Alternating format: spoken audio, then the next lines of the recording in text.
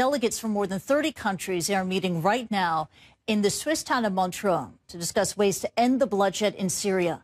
Representatives of Bashar al-Assad's government and the opposition, they will hold face-to-face talks on Friday for the first time since the fighting began almost 3 years ago. Now, the talks are known as Geneva II. They're sponsored by the United States and Russia and chaired by the United Nations. Now, we've already heard from several key players. Let's go live to Switzerland for the very latest. Our senior international correspondent, Nick Robertson, is there in Montreux. And Nick, day one of the talks, and there's been a lot of heated exchanges, in particular between the U.S. and Syria, about any future role for Bashar al-Assad. There has indeed, and exchanges as well, unexpected at such early stages, between the UN Secretary-General and the Syrian Foreign Minister, Walid Muallim.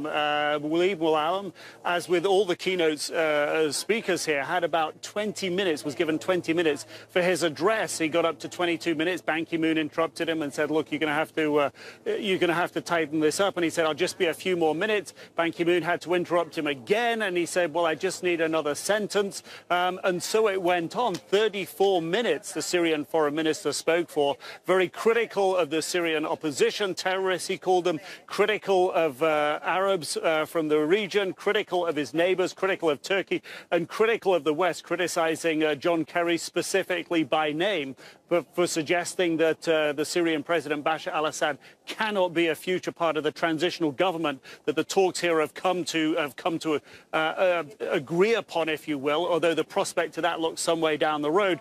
This is what Secretary of State John Kerry had to say about whether or not Assad could be part of that process.